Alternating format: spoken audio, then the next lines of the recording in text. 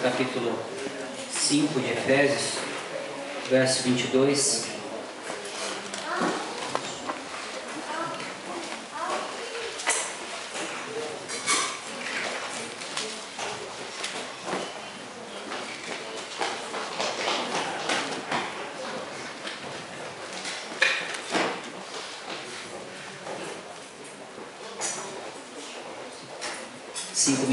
Então,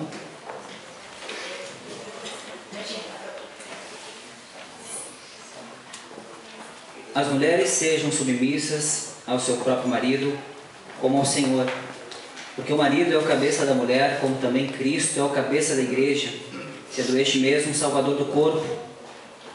Como, porém, a igreja está sujeita a Cristo, assim também as mulheres sejam todas submissas ao seu marido.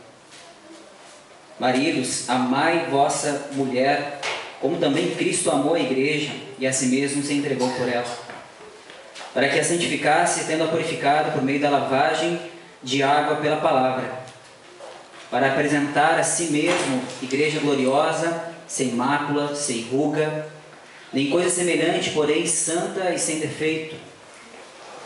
Assim também os maridos devem amar a sua mulher como o próprio corpo. Quem ama a esposa, a si mesmo se ama.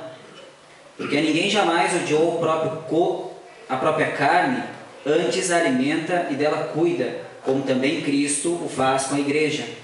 Porque somos membros do seu corpo. Eis porque deixará o homem o seu pai e a sua mãe, e se unirá à sua mulher, e se tornarão os dois uma só carne. Grande é este mistério, mas eu me refiro de Cristo e à igreja. Não obstante, vós, cada um de per si também, ame a própria esposa como a si mesmo, e a esposa respeite ao marido. Bem? Ficou a incumbência, né, de eu ministrar esses versículos no capítulo 5, que em algum ponto ele aparenta ser um pouco complicado, vamos dizer assim, porque parece que a ênfase que se dá quando se lê, ou das pessoas que leram por cima, parece que a ênfase do texto sempre cai na questão da submissão, né, de maridos que querem que as esposas sejam submissas, e as esposas muitas vezes que não concordam talvez com a ideia do que pode ser isso, enfim, com uma leitura muito rápida em cima desse texto, né? Mas se a gente fazer uma análise mais minuciosa, a gente vai entender e compreender que Paulo não está enfatizando isso em si. Está falando sobre isso, mas não dando a ênfase sobre isso. O que Paulo está querendo dizer aqui justamente é sobre o amor de Jesus pela igreja. O quanto o noivo, Jesus, ama a sua igreja. E a partir disso a gente pode compreender e fazer uma leitura para o casamento. Se nós entendemos o amor de Cristo pela igreja, nós conseguiremos entender qual é o amor que o cônjuge, enfim, os cônjuges devem viver. E isso é extremamente profundo. E que eu possa ter a habilidade aqui, pela graça de Deus, de poder aqui trazer este assunto de forma tão clara e tão profunda e tão maravilhosa, que é essa verdade que os versículos aqui do capítulo 5, verso 22 ao 33 está falando. Para que eu possa conseguir com essa clareza afirmar essas verdades tão maravilhosa. Meus irmãos, para que eu possa iniciar o texto que a gente está discorrendo aqui, eu quero falar primeiro a respeito deste amor de Cristo, e traçar um perfil da nossa sociedade, da nossa cultura, do que nós estamos vivendo hoje como indivíduos. E a gente vive hoje uma sociedade, né, uma cultura popular muito romantizada, enfim, que celebra o amor, né, como se fosse um Deus, né, onde os filmes, enfim, livros, programas de televisão trazem essas histórias muito românticas, né, essas histórias que tudo tem um final feliz, um conto de fada, e muitas vezes a gente é envolvido por esse romantismo, né, e achamos que tudo é assim, né, e em Cristo isso vai muito mais além, e é o que Paulo vai descrever aqui, que vai tornar o casamento depois algo muito fundamental e muito importante. Então a gente vive essa sociedade que anseia por amor, que precisa ser amada. As pessoas querem ser amadas, independente do que elas vão fazer, mas elas querem se sentir amadas. Então é um anseio de amor que elas têm em serem amadas. Só que a gente sabe que na vida real não é bem assim. As coisas não funcionam dessa forma, né? A gente é amado por algumas poucas pessoas, né? E tem pessoas que não são amadas por ninguém. Existem pessoas que estão sozinhas e que não são amadas. E até mesmo as pessoas que nos amam, as poucas pessoas que nos amam, elas não amam a gente de forma completa, abnegada, contínua, né? De forma perfeita, né? Todavia a gente pode saber, existe uma pessoa que nos ama assim, de uma forma perfeita, exatamente como eu citei aqui, abnegada, contínua. Em Cristo nós somos amados dessa forma. Então nós podemos encontrar em Cristo esse amor que é o que Paulo está querendo revelar aqui no trecho que nós lemos, né? Então, o que eu queria ler do livro, que eu achei um testemunho bem importante, não queria deixar de ler, que confesso a vocês que quando eu li, não teve como não conter as lágrimas na compreensão do testemunho dessa jovem ao falar com o pastor Mark Driscoll a respeito da sua vida. E isso me deixou estritamente emocionado no final do testemunho dela. Eu não queria deixar de ler porque as minhas palavras talvez não conseguiriam chegar exatamente ao relato com que ela diz aqui para ele. Então eu vou ler para vocês, para que a gente possa compreender um pouquinho disso. Kimberly nasceu numa família em que a mãe e o pai abusavam do álcool e de si mesmos. Além disso, viviam gritando e se machucando fisicamente. Eu achava que o amor tinha a ver com bater no outro e berrar o tempo inteiro, diz Kimberly. No fim, ambos tiveram casos e se divorciaram, e a mãe acabou tendo de cuidar dela e de suas 4 irmãs menores. Após o divórcio, a mãe mudou o nome dos filhos a fim de escondê-los do pai. Nesse tempo, Kimberly a viu passar por 8 maridos e inúmeros outros homens. Alguns até mesmo se revezavam entre minhas irmãs e eu, conta ela. Chegamos bem perto de cometer incesto. Minha mãe tinha múltipla personalidade e nos batia com frequência. Ou então nos abandonava durante semanas para fugir com algum homem. Eu me lembro de pensar, ainda bem jovem, que me tornaria uma strip, uma prostituta, quando moça. Acho que tinha apenas 7 ou 8 anos nessa época. A jovem Kimberly sonhava com um cavaleiro heróico que a resgataria dos abusivos maridos e namorados de sua mãe. Eu nunca mais teria de ouvir que eu era uma inútil, diz ela aos 15 anos. Foi expulsa de casa pela mãe, tímida, assustada e sozinha. Kimberly apaixonou-se pelo primeiro rapaz que lhe deu atenção e aos 16 anos se viu sem lar e grávida. Ela me contou como se sentia naquele tempo. Eu era uma perdedora, não tinha nada, nem valia nada, exatamente como dizia minha mãe. Passei a buscar o consolo em muitos braços, perdendo a esperança de encontrar meu cavaleiro. Não sabia o que era amor, e ninguém nunca me tinha dito que me amava. Por um ano fui uma jovem mãe que havia sido estuprada, sem lar, estima, nem esperança.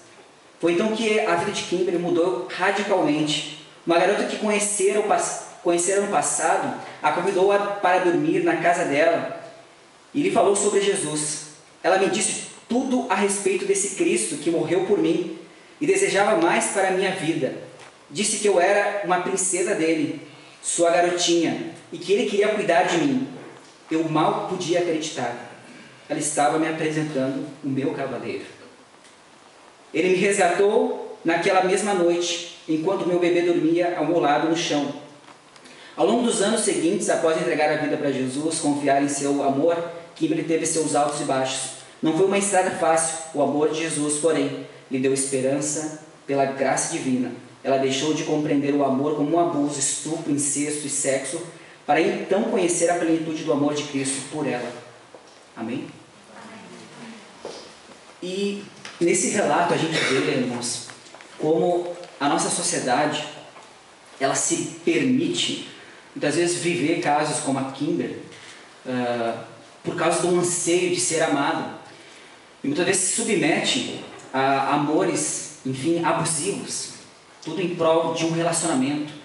Porque se elas não forem amadas, enfim, se elas não estiverem em um relacionamento, elas emocionalmente elas vão ser infelizes e incapazes de tudo. E as pessoas se submetem a essas coisas. Então a gente consegue entender que o amor de Cristo ele vai além dessas coisas. E daí a gente vai começar a entender o que Paulo queria dizer. Então quando as pessoas elas se entregam a esses relacionamentos doentios, até os psicólogos falam que isso é um vício de relacionamento, é um vício de amor, mas de uma forma espiritual falando, vamos dizer assim, a gente sabe que a pessoa que é viciada em um relacionamento, que ela põe suas esperanças, enfim, toda a finalidade da sua vida num relacionamento, ela é uma pessoa que torna aquele relacionamento um ídolo. E nós sabemos que, em vez de entregar a nossa vida a Cristo, como tudo em nossa vida, a gente passa a tornar aquele relacionamento um ídolo. E a gente sabe que o ídolo nos decepciona. Um ídolo traz frustração para a nossa vida. Esse é o grande problema. Agora, quando o final de tudo isso, o único amor que pode nos preencher de fato, o único amor que pode fazer com que haja plenitude em nosso coração é o amor de Cristo. Então, quando nós entendemos o amor de Cristo, nós não passamos mais a usar as pessoas e o seu amor. A gente passa a amar as pessoas com o amor de Cristo.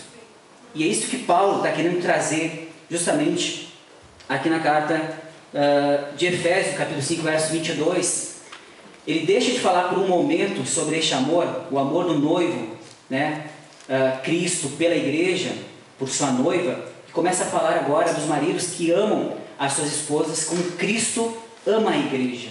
Por um momento ele passa falando deste amor tão incrível de Cristo, de como ele é pleno na vida de alguém, e passa agora a falar sobre o amor dos maridos para com as esposas, como Cristo amou a sua igreja. Então, o que a gente pode compreender, meus irmãos, agora discorrendo um pouco em cima dos versículos que a gente quer falar hoje.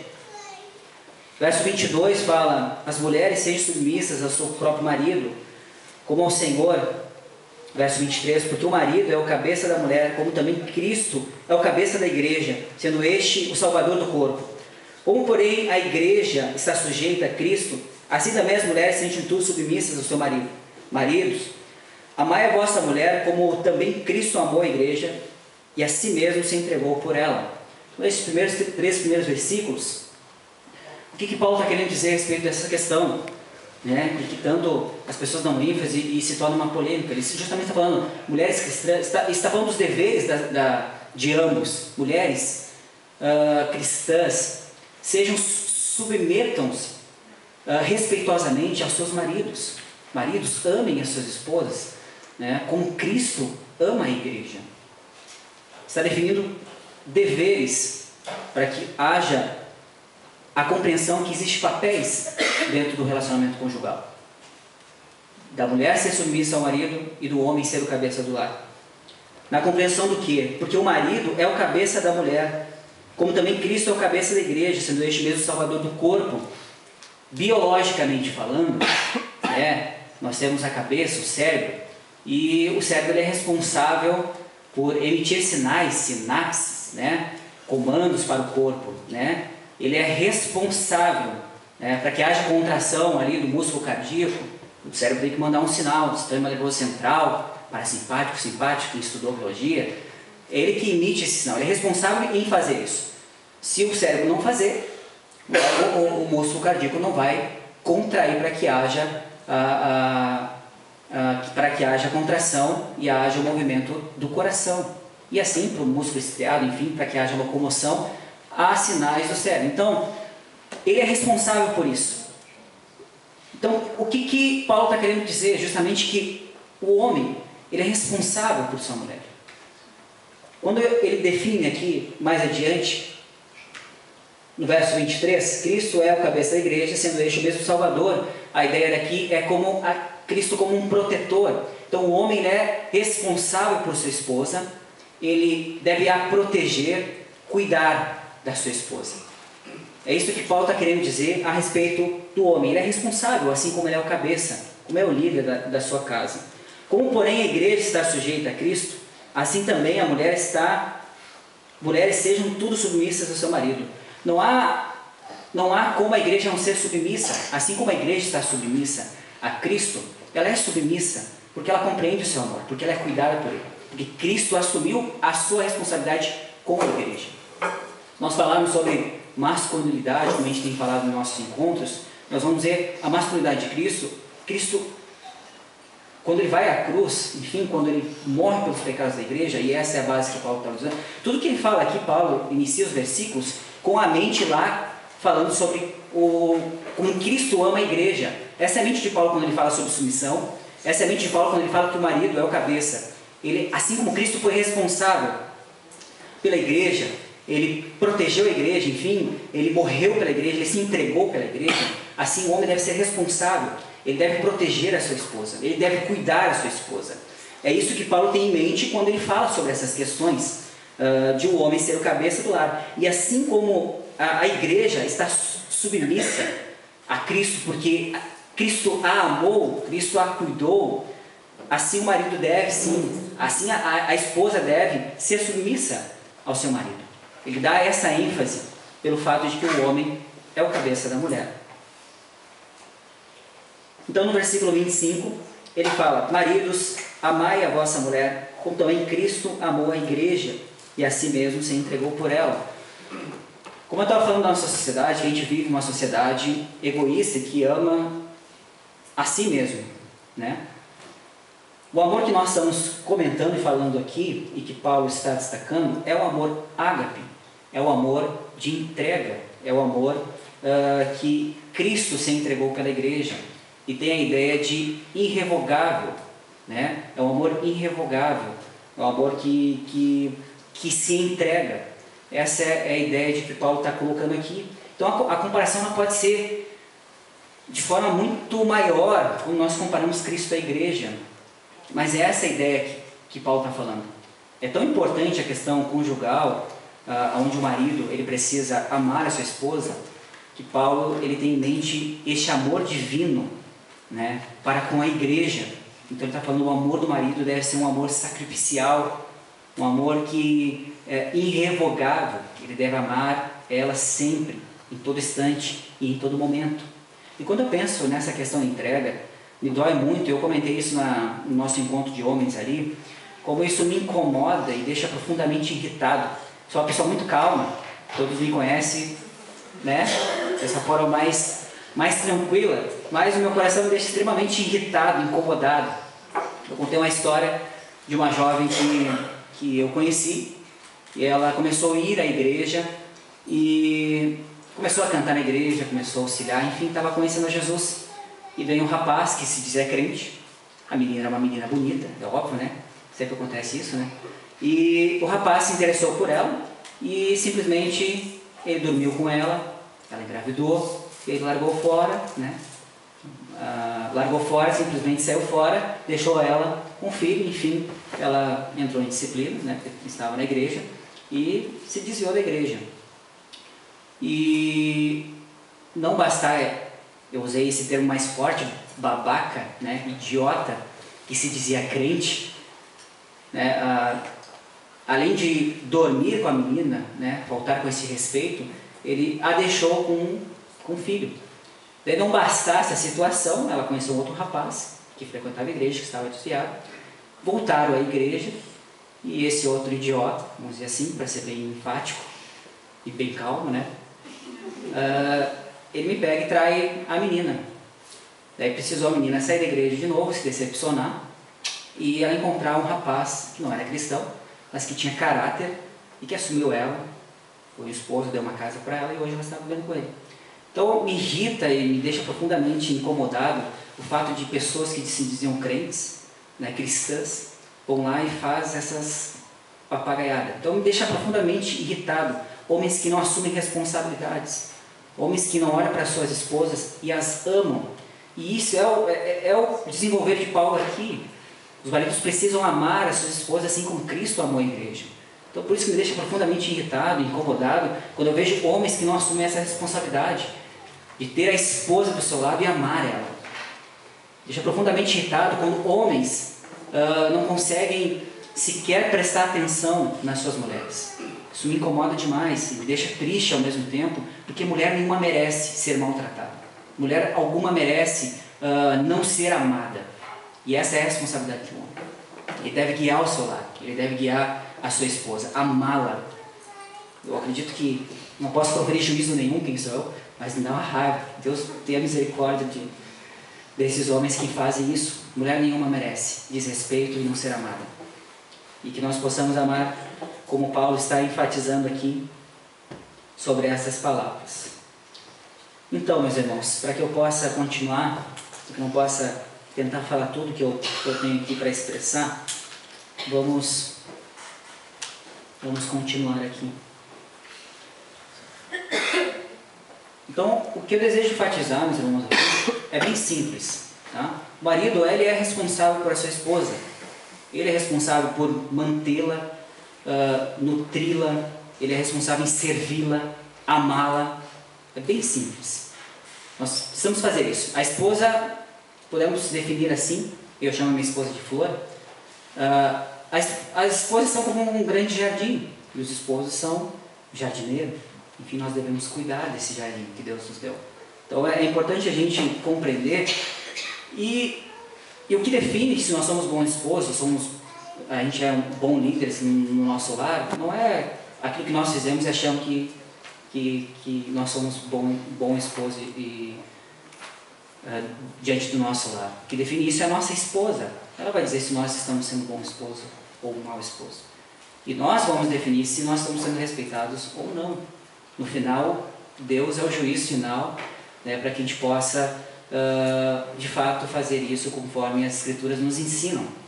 Né, que nós possamos fazer isso de forma verdadeira. E isso não ausenta os solteiros. Né? Não estamos falando de coisas conjugais, mas é importante entender que você solteiro, você está vivendo uma vida que você demonstra esse amor para sua futura esposa antes mesmo de conhecê-la. Você está se preparando mentalmente, espiritualmente, financeiramente, mentalmente, você está se preparando, né, para que você possa amar a sua esposa. Quando a sua esposa lhe conhecer, ela vai conseguir identificar em ti que você ama ela antes mesmo de você conhecê-la. Ela vai conseguir encontrar em ti uma pessoa que ama Jesus. Ou você ainda está nos namoricos, dormindo com uma, dormindo com outra, alguns, né? Porque não tem esse compromisso. Quando é que uma menina, uma moça, uma mulher vai poder enxergar no rapaz que de fato ele está se preparando para amá-la? E a mulher, será que ela está se preparando? Você que é solteira, será que você está realmente vivendo, agindo de forma a demonstrar respeito ao seu futuro esposo, antes mesmo de conhecer ele? Será que o modo de agir, as suas companhias, como você se porta, será que isso demonstra respeito a Jesus? Será que ele vai conseguir enxergar em ti esse respeito por Jesus?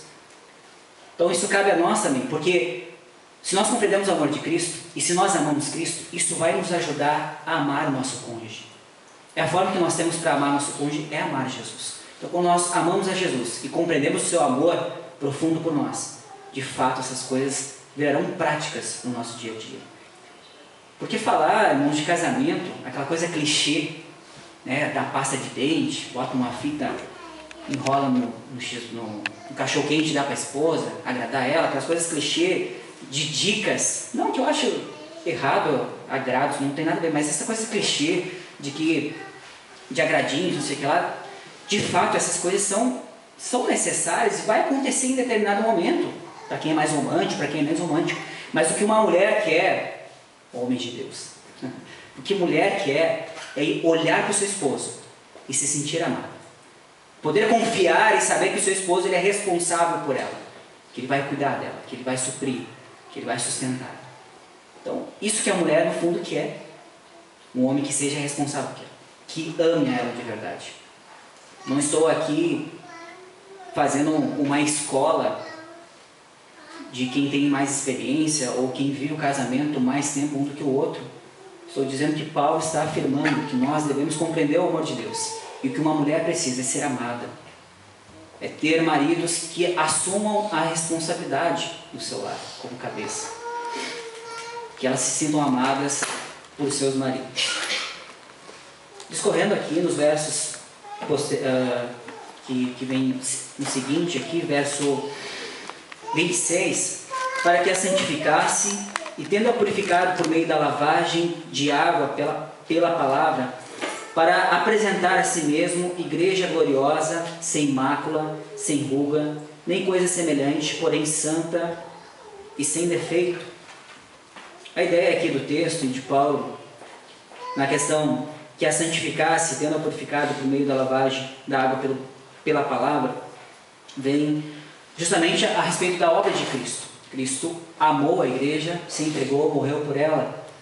Para quê? Para que a santificasse, para que a purificasse, para que houvesse a purificação do velho, para que houvesse a consagração do novo, para que ela pudesse ser santificada, purificada, né? Pela lavagem. Aqui tem a ideia do sacramento, do batismo.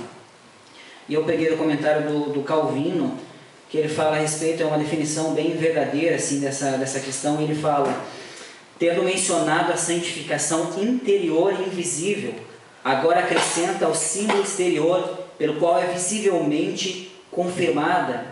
Então, o que ele quer dizer que é o penhor da santificação sendo exteriorizada no batismo, né? Não que o batismo em si, ele é o ato da santificação, mas é o penhor da santificação oferecida no batismo. É a evidência externa da santificação. E para que não haja um pensamento que seja a bênção espiritual em si no batismo, no rito do batismo, ele vai falar pela palavra. E aqui a ideia da palavra do Evangelho. Então, ela é santificada, né? E essa santificação ela é confirmada no batismo, né? E essa purificação também é confirmada pela palavra. E a gente pode ir lá então abrir em João 15. João 15, no verso 3.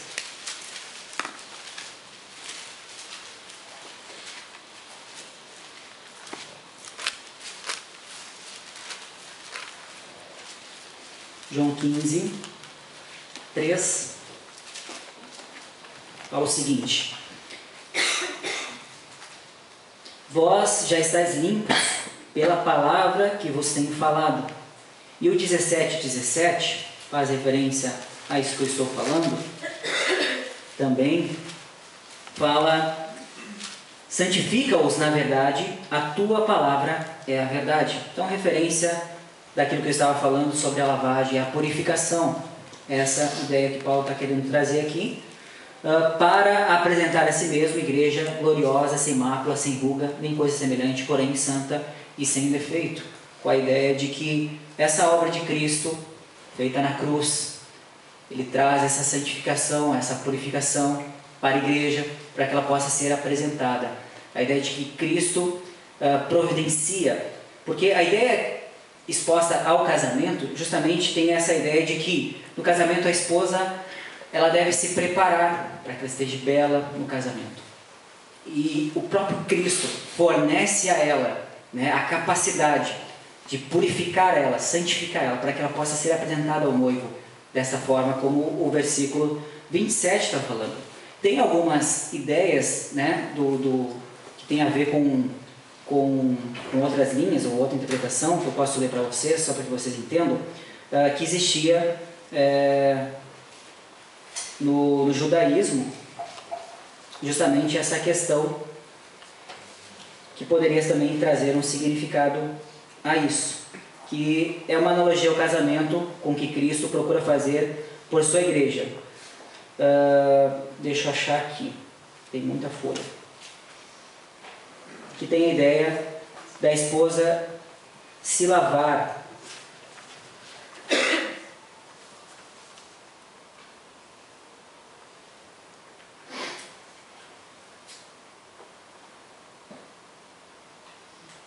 Aqui.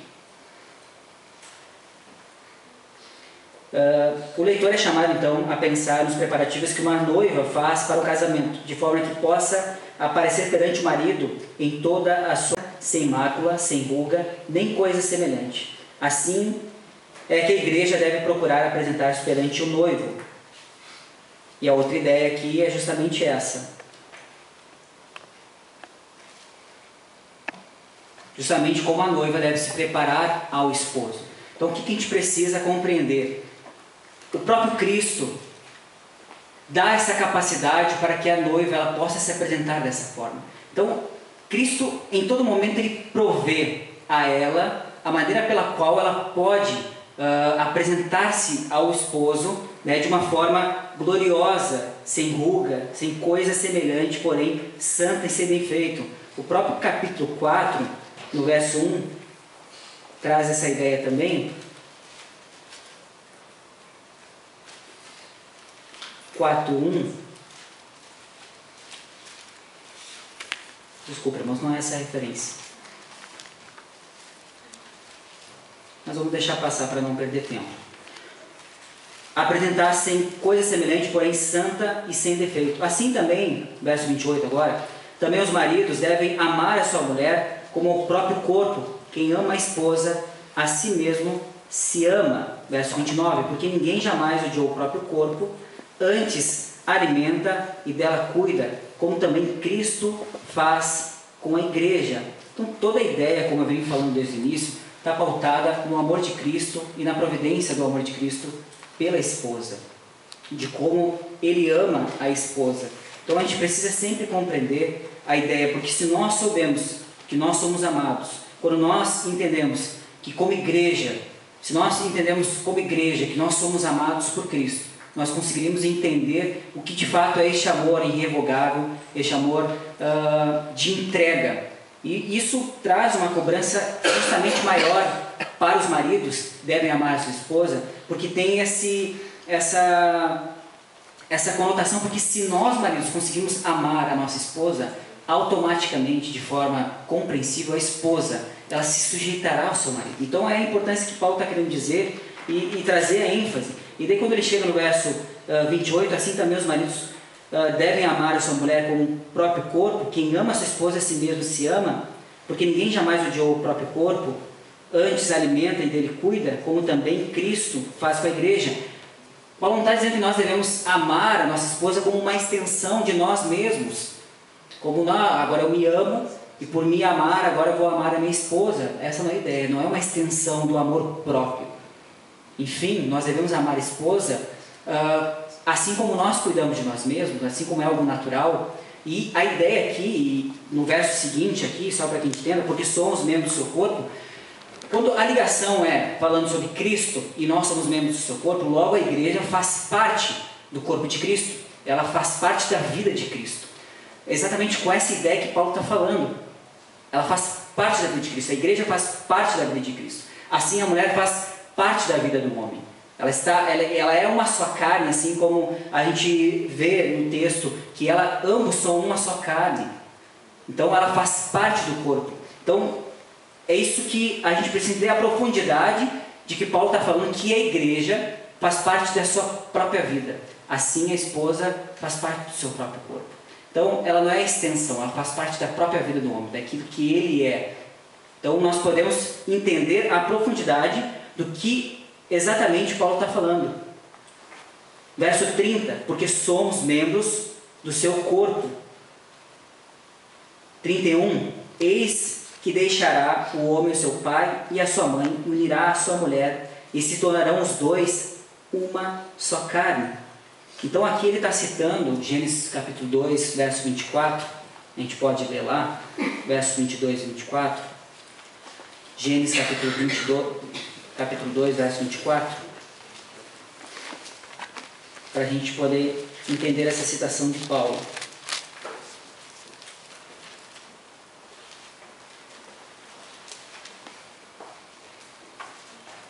Se algum irmão achou, pode ler para mim, por favor. Portanto, deixará o varão o seu pai e a sua mãe, e apegar-se-á à sua mulher, e serão ambos uma carne. Então Paulo tem em mente exatamente essa questão, que ambos serão uma só carne. Então ele está sendo influenciado desde o versículo 28, basicamente, quando ele fala assim, também o marido deve amar a sua mulher como o próprio corpo, justamente com essa intenção, está sendo influenciado por essa ideia que a mulher, ela faz parte da sua própria carne. Então ele vem influenciado, no verso 28, já falando sobre essa questão. Com esse pressuposto, assim também os maridos devem amar a sua mulher como o próprio corpo. Quem ama a sua esposa, a si mesmo se ama. Porque ninguém jamais odiou a própria carne, né, com essa ideia da sua própria carne, antes a alimenta e dela cuida, como também Cristo a faz com a igreja. E daí ele traz o verso 38, porque somos membros do seu corpo. A comparação em todo momento que ele está, é muito, como eu falei, é muito grande a comparação de nós como membros do seu corpo, né? E falando que a mulher faz parte da vida do homem. Então é essa profundidade, ele está sendo influenciado pelo livro de Gênesis, capítulo 2, verso 24. Então ele conclui aqui, no verso 32, grande é este mistério, mas eu me refiro a Cristo e a igreja. Não obstante, vós cada um de per si também ame a sua própria esposa como a si mesmo, e a esposa respeite o seu marido. Grande é este mistério, isto me refiro a Cristo e a igreja. Nós já ouvimos, Paulo ele utiliza essa expressão, né, em vários versículos, capítulos aqui do próprio livro de Éfeso, falando sobre aquilo que estava oculto e agora foi revelado em Cristo. Aquilo que era oculto à igreja, oculto a nós, enfim, agora é revelado o amor de Cristo pela igreja, e toda a obra da redenção, ou toda a obra que Deus preparou de antemão para a sua igreja, estava oculto e agora foi revelado.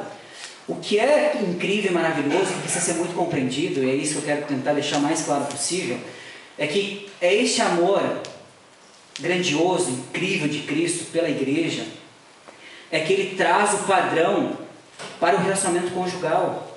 É isso que Paulo está querendo enfatizar. Ele não está preocupado necessariamente em enfatizar se o homem ou a mulher se a mulher deve ser submissa ao marido. Não é isso.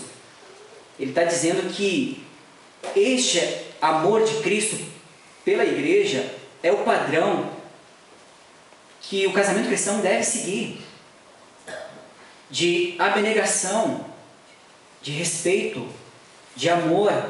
É isso que Paulo está querendo enfatizar, é grande esse mistério, porque foi revelado a nós este amor, o amor de Deus em Cristo Jesus, pelo qual Ele morreu, se sacrificou pela igreja. Este amor abnegado de Cristo nós não conseguimos compreender se antes não fosse revelado, e este é o mistério de Cristo com a igreja.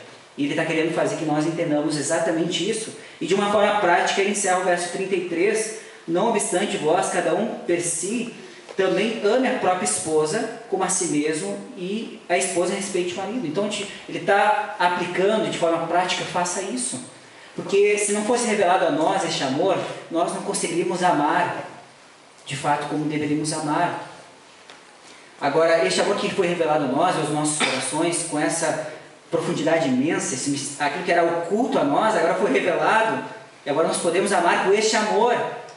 Nós podemos ter o exemplo de Cristo e amar as nossas esposas assim como Cristo ama a igreja, e a igreja é sujeita a Cristo. Então ele, de forma prática, ele vai encerrar, não obstante a isso, a esse mistério que foi revelado a todos nós, deste amor incrível de Cristo pela igreja, dessa entrega pela igreja, e da igreja ser submissa. Não obstante a isso, façam isso. Marido, amem as suas esposas. Mulheres, respeitem os seus maridos. Eu tenho certeza que se nós, como maridos, amar as nossas esposas com este mesmo sentimento, com este mesmo exemplo de Cristo, de fato as esposas reconhecerão e respeitarão os seus maridos. E essa é a compreensão e a ideia que Paulo traz em todo momento. Ele é influenciado sempre a partir do amor de Cristo. Então, se nós conseguirmos entender o amor de Cristo pela igreja, de fato nós conseguiremos transferir isso para o relacionamento conjugal. E é isso que a gente está tratando, de certa forma, no nosso encontro de homens, e as mulheres, de certa forma, também estão tratando aqui, é justamente essa responsabilidade, esses papéis a serem cumpridos. É o papel que o homem tem e a responsabilidade que tem de puxar isso para si. De fato, a gente parece que a gente vive numa sociedade que se está se excluindo desses papéis, onde as mulheres estão sendo sobrecarregadas a assumirem papéis que não são elas.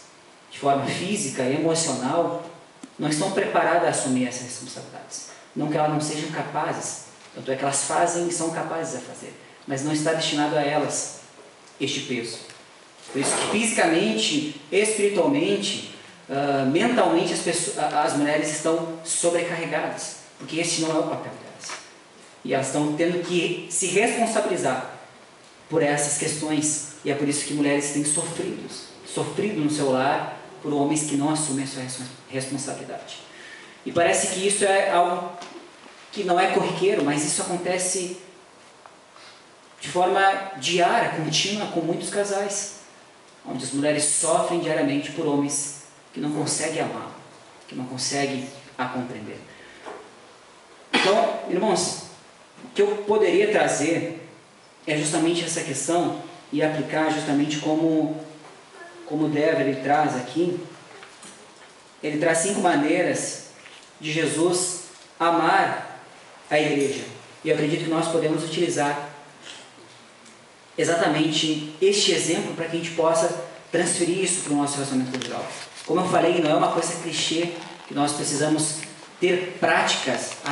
Eu preciso fazer um agradinho. Não é tipo tapando o sol com a peneira. Para mim me dar bem com a minha esposa, para minha esposa se sentir amada, eu preciso sempre trazer para ela um mimo. Como eu falei, eu não sou contra isso, mas parece que aquela coisa sempre, né? Mas o que ela precisa é muito mais, é compreender que ele a ama de verdade. E o Driscoll ele traz isso a respeito da pessoa de Jesus com a igreja.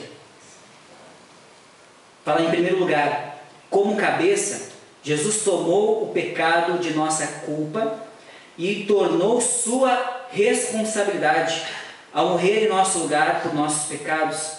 Jesus assumiu o nosso castigo. Na prática, isso significa que Deus jamais punirá aqueles que estão em Cristo.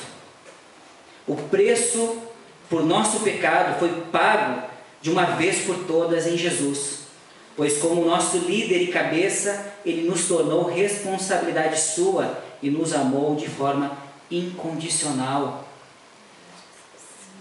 Que nós possamos pegar o exemplo de Cristo como cabeça e assumir a responsabilidade sobre as nossas esposas. 2. Como Salvador, Jesus nos liberta dos destinos horrendos resultantes do nosso pecado.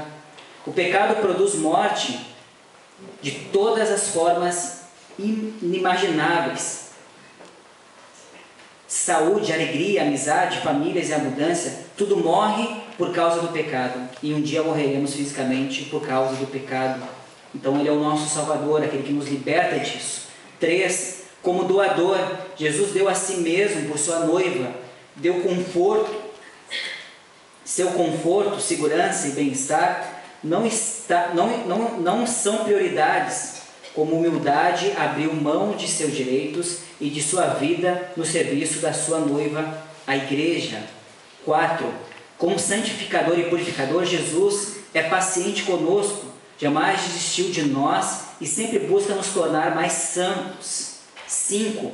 Como consolador e nutridor, Jesus ama você e o restante do seu povo de maneira entusiástica, não a contragosto ou com lamentos. E Ele sempre nos revela, por meio das Escrituras, as áreas em que deseja nos ajudar a crescer e mudar. Ele não faz isso à distância, com exigências, mas sim inserindo com amor a vida dele em nós, mediante o Espírito Santo. Então a ênfase que Paulo quer dar justamente a esses versículos é o amor de Cristo para a igreja. Se nós conseguimos amar os nossos cônjuges, se os solteiros, enfim, compreender, amar a Cristo, de fato, as pessoas que mais tarde, sua futura esposa, vão reconhecer e vão compreender que o amor dele por Jesus vai aproximar ela cada vez mais de Jesus. E que ele a ama antes mesmo de que ele pudesse a conhecer. Porque ele vivia uma vida a amar a sua futura esposa.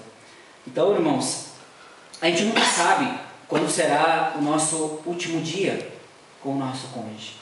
Nós não sabemos qual será o último dia que concerne o nosso casamento. E a pergunta é, você, cônjuge, você está sendo amigo Ambos vocês estão sendo amigos uns dos outros. Você é amigo da sua esposa.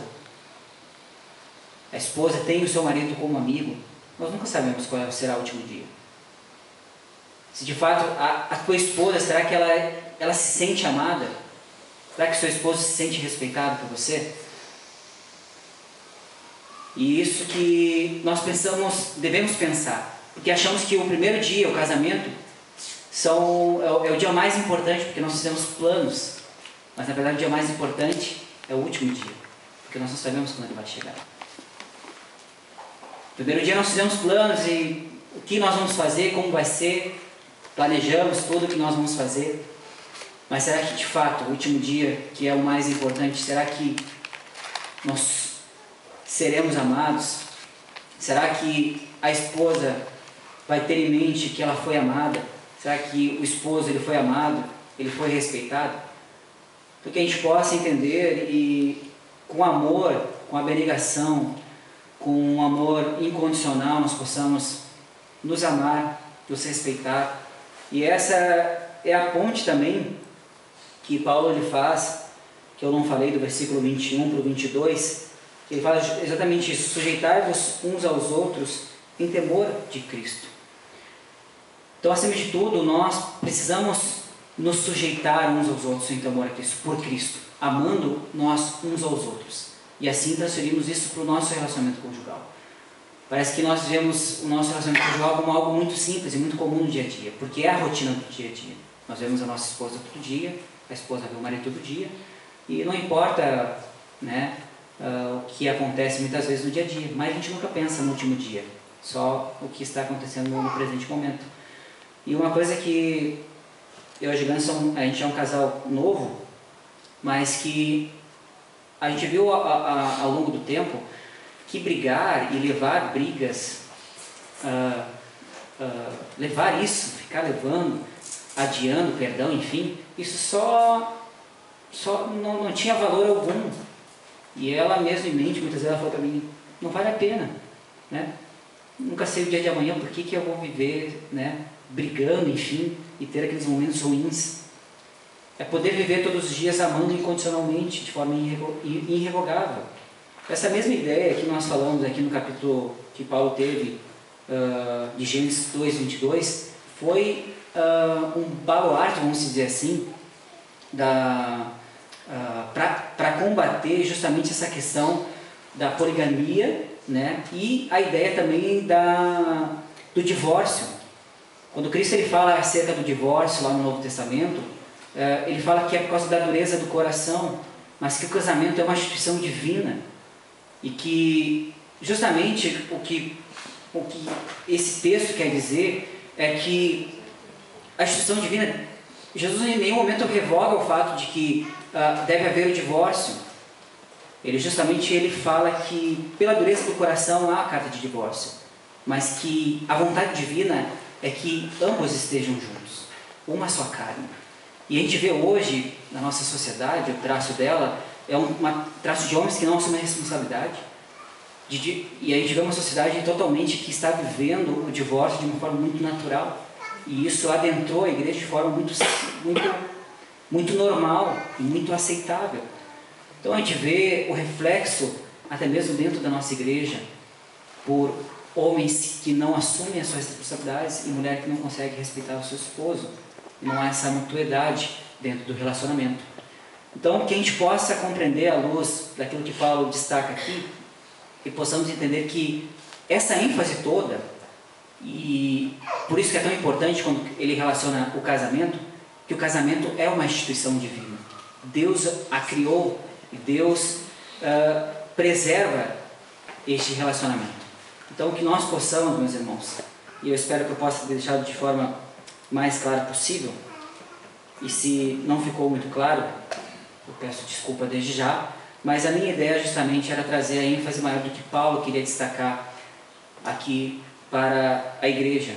Nós precisamos conhecer o amor de Deus, que já foi revelado a nós por meio de Jesus Cristo, e assim de forma incondicional, irrevogável, amar. E quando eu utilizo a palavra irrevogável é justamente essa questão do divórcio que eu mencionei, de forma irrevogável, amar até o fim. Será que nós que somos esposo, será que a gente pode falar para nossa esposa, eu vou te amar enquanto eu viver? Será que nós podemos fazer, e eu vou utilizar mais uma vez um livro que eu achei muito interessante. O Driscoll, ele faz uma espécie de juramento com alguns homens, e eu achei muito interessante e muito, como é que eu posso dizer, algo que confronta quem o faz. E é o seguinte, será que nós podemos fazer isso? Ele fala o seguinte do juramento: minha igreja será servida por mim, minha esposa será amada por mim, minha esposa será servida por mim, minha família será guiada por mim, minha esposa estará sempre presente em minhas orações, a Bíblia será aberta em nosso lar por mim, e meus netos adorarão o mesmo Deus que eu, pois meus filhos adorarão o mesmo Deus que eu. É tanto quanto algo que confronta os nossos corações, de um juramento que assume a responsabilidade espiritual da sua família, da sua casa, que possamos, de fato, ser corajosos e amar. Se há uma espécie de coragem, é essa, não esse machismo que existe, de homens que tratam a mulher, o cara é um cavalo para a esposa e acha que é homem, porque ele a domina, enfim, que mulheres que se submetem a maridos assim, a esses relacionamentos doentios, e maridos que muitas vezes fazem isso, acham que isso é uma espécie de domínio e se sentem mais homens, parece que precisam se autoafirmar sobre as suas esposas. Mas diferente disso, é um amor abnegado que Deus mostra, que Cristo mostra aqui. É um amor incondicional, é um amor irrevogável, até o fim. Que possamos prometer às nossas esposas isso, e eu já falei isso para a Juliana, enquanto eu viver, eu vou amar ela sempre. E essa é a minha promessa por ela, né?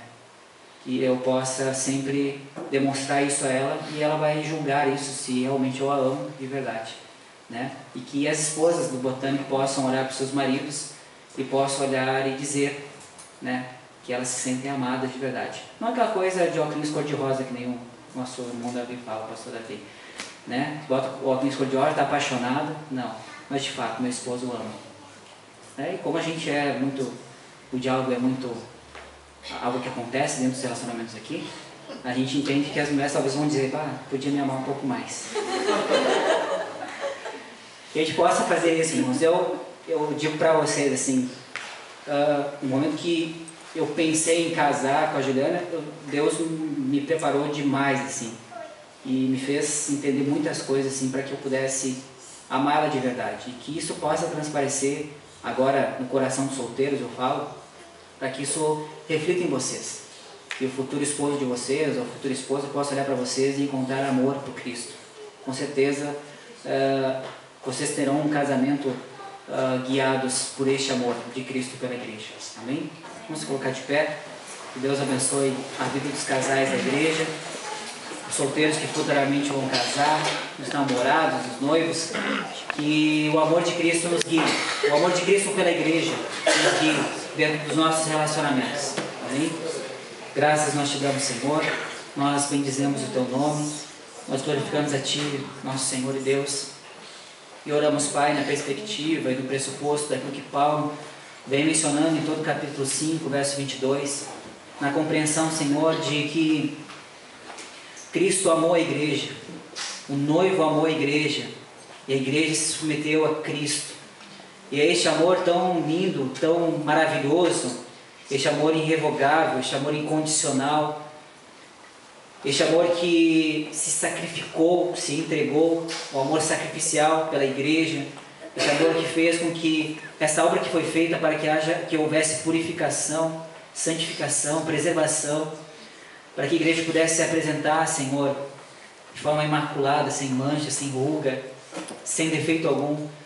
Que nós, Pai, dentro do nosso relacionamento conjugal, da mesma forma, possa ter a base, o padrão, Senhor, de como Paulo destaca aqui o amor de Cristo pela igreja. Que o Senhor capacite, Pai, nós, maridos, a amar as nossas esposas assim como Cristo amou a igreja. Que o Senhor possa capacitar as esposas, Senhor, a respeitar os seus maridos. Que o Senhor possa nos ajudar, Senhor, a crescer em Ti e que possamos entender este amor tão incrível e tão profundo, pois a igreja ela faz parte, ela é membro do seu corpo e faz parte da vida de Cristo. Assim, um casal se torna uma só carne e ele é membro um do outro. Ambos são uma só carne. Que haja esse sentimento, Pai, pelo qual há um amor incondicional, um amor irrevogável. Nos ajuda, Senhor, pois nós não sabemos o último dia, aquilo que concerne ao nosso casamento. Nós não sabemos, Pai, mas que haja esposos, Pai, aqui, amigos, Senhor, das suas esposas. Que as suas esposas possam encontrar, Senhor, uma amizade profunda em seus maridos. Que elas possam encontrar, Senhor, nos homens dessa igreja, verdadeiros amigos, Pai. Que possam encontrar o seu amor por elas, o seu respeito por elas. Que possam encontrar, Senhor, maridos dedicados e que assumem as suas responsabilidades, tanto espiritual como suprir, Senhor, a vida delas com tudo, Pai, que concerne a vida. Nós te damos graças, Senhor, porque sabemos que, olhando para o Teu exemplo, sabemos que a Tua Escritura é suficiente para nos indicar, para nos sinalizar, Senhor, como nós devemos agir. Nós sabemos que fracassaremos, nós vamos errar, Senhor, mas nós olhamos para o Teu amor, confiamos no Teu amor e entregamos a Ti, Senhor, a vida, Pai, dos nossos casais. Abençoa, Pai, a cada um nos seus relacionamentos, que possamos viver uma profunda amizade, Pai, que haja respeito entre ambos, Pai. Eu oro, Senhor, pelos solteiros, que cada um possa viver, Senhor, não em meio a namoricos e a coisas, Pai, que exime de responsabilidades, mas que eles possam amar antes mesmo, Senhor, de conhecer as suas esposas e possam expressar amor por elas, na sua maneira de amar a Jesus, na dedicação, na adoração a Ti, Senhor. Da mesma forma, as meninas, as mulheres, possam olhar, Senhor, com respeito, agir de forma respeitosa, cuidar, Senhor, tudo que fazem, para que elas possam respeitar o seu cônjuge, seu futuro cônjuge, Senhor. Essa é a minha oração, para que possamos agradar a Ti, glorificar a Ti em tudo, Pai, em nossa vida. Eu te agradeço, te louvo, no nome santo de Jesus. Amém.